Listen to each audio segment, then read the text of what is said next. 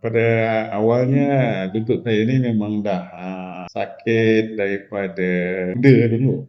Buat the end saya punya career dulu, saya rasa dalam umur 29 tahun, saya kena ACL. Jadi benda tu saya tak buat sampai ke tua. Jadi bila dah tua, saya dah umur masuk 6 series, 5 series, dia lutut mula sakit. Jadi saya punya gerakan saya tu terbatas.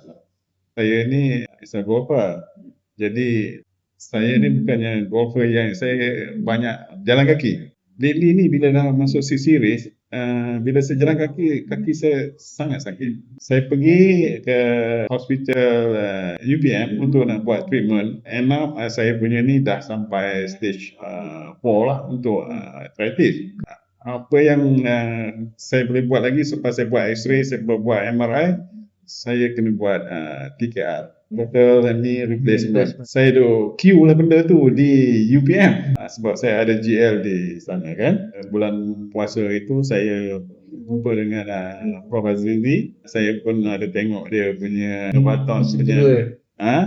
So saya sembang-sembang dengan dia, saya bagi tahu saya punya kronologi kaki saya ni, dia kata awak nak you cuba ni. So itu yang saya datang ke sini. Lutut saya ni dia punya sakit dia tu, kalau untuk nak solat tu memang saya boleh buat semua. Saya boleh lipat, saya boleh, tak ada masalah untuk nak sujud, nak rukuk apa semua tak ada masalah. Waktu saya cucuk yang pertama itu, selepas 4 jam, 5 jam, bila saya nak sembahyang memang saya tak boleh nak bend saya kaki.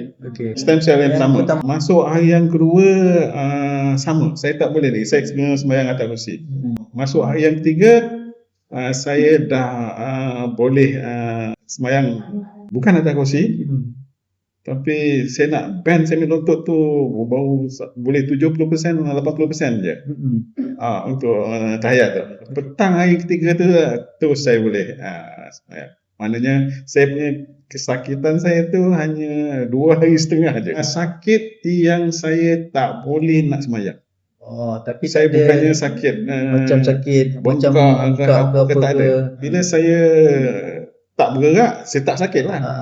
Kalau saya nak bergerak tu sakit. Bila nak pijak apa semua tu kan untuk 2 hari. Masuk hari yang ketiga tu, hari yang keempat sebenarnya saya dah pergi ke Padang. Saya dah berjalan kaki.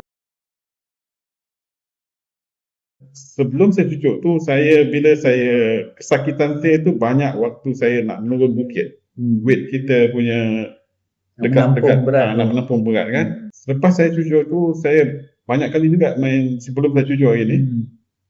Kesakitan dia tu kalau dulu tu saya sakit 6 atau 7 out of 10. So dia boleh reduce kepada 5 ke 4. Nak tangguh kat saya punya TKR tu. Sebab bila I tengok I punya friends yang dah buat TKR tu, dia dah tak boleh nak sembahyang dengan sempurna. So sembahyang dah kena duduk atas kursi. Jadi dah handicap lah. Sedangkan saya sekarang ni, saya sembahyang sempurna. Jadi itu yang saya tangguhkan tu. Ada juga jiran saya tu, dia dah buat TKR. Selepas 6 bulan, dia dapat sembahyang dengan sempurna lah.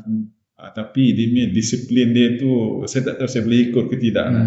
Dia punya fisio dia tu you nak kena ikut sungguh-sungguh betul lah. Sakit pun nak kena buat juga. Kalau tidak kan duduk atas kursi lah.